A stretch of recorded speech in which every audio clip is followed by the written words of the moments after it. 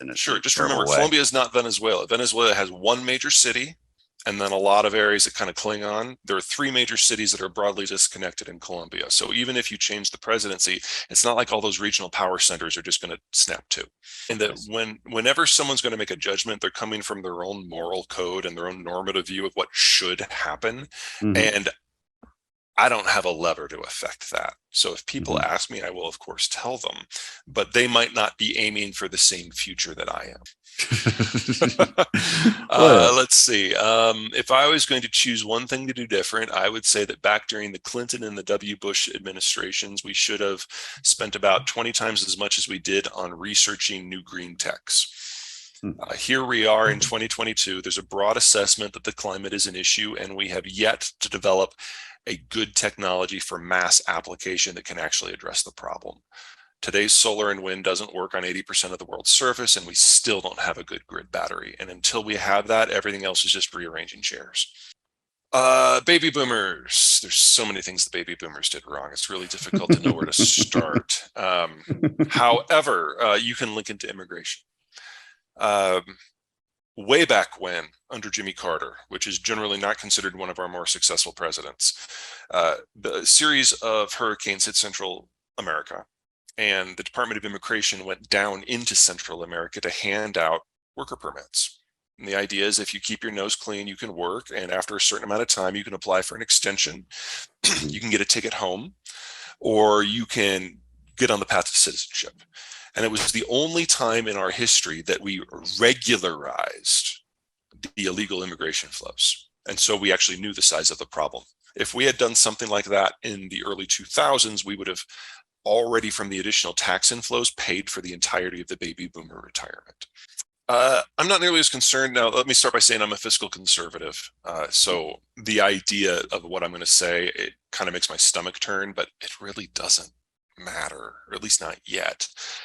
Let me put that from 3 points of view. Number one, if we issue new debt of $850 billion to $900 billion a year, that is about the same as our long-term GDP growth average. So that's kind of mhm. the floor that we can do without increasing the relative debt load. So that's kind of our Yep. bare minimum.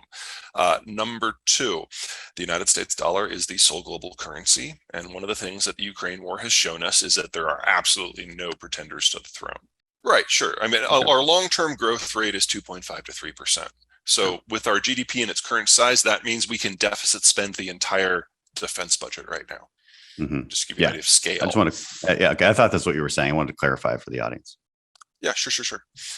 Second, when you're the global currency, a lot of the rules don't apply, and that is totally not fair, but it is still totally true.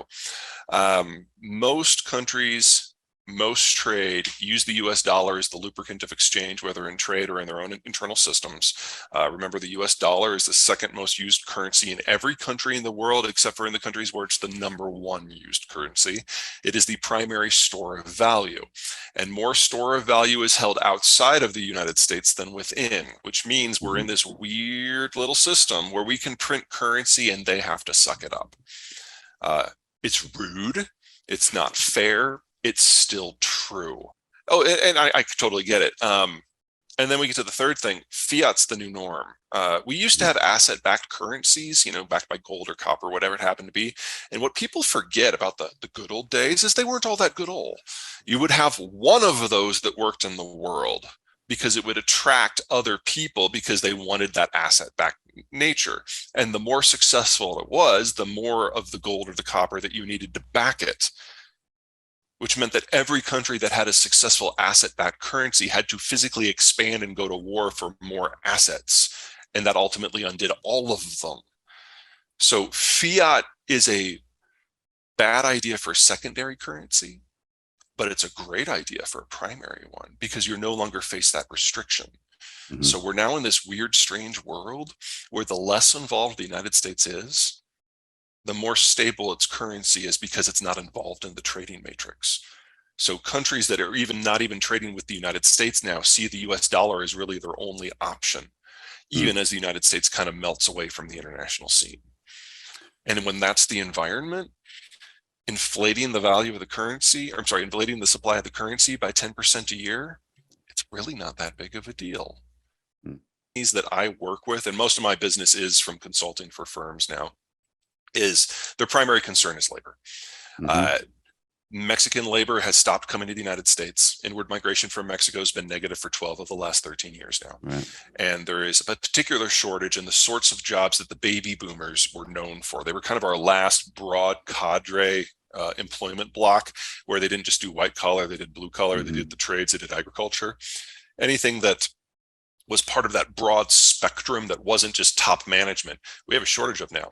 And we're going to have a shortage of for at least the next 25 years. Yeah. So anything you can do to bring businesses into schools earlier in the process, grade school I'm talking, in order to build out those skill sets and make kids aware that there are job opportunities besides designing video games, right, would be great. And in the states and the cities that have done this, it's been a runaway success, but we need an order of magnitude bigger at least. That's absolutely the single biggest limiting factor we are facing for the United States build out. Because remember, we're losing our largest generation. We're being replaced by the Zoomers, who are our smallest ever generation. At the same time, we need to roughly double the size of the industrial plant to manufacture. That takes people. That takes people with skill sets that we are not particularly rich with at the moment. And if we can solve that, everything else is so much easier. And it's not, it doesn't look like it did in the 80s. I mean, that's all computerized now. So, I mean, everything requires a degree of coding for a lot of these jobs. I mean, up to and including people who come and do project work at your house. Oh, about half of, there is a section in the industrial commodities chapter on it briefly, which explains why I didn't do it much elsewhere. Half of the world's uranium comes from Kazakhstan. And Kazakhstan is sandwiched between Russia and China. And to think that it's going to be part of any trading system in the future is a reach. And then, of course, the second largest supplier is Russia proper. So you can have nuclear as part of the math in either Russia or China, but that's about it. Any place else, you're going to have to do some serious sourcing of your own stuff. Australia is going to provide some options. They're building out as quickly as they can, but for them to just sustain the reactors that are in generation right now, they would have to expand their output by a factor of 15.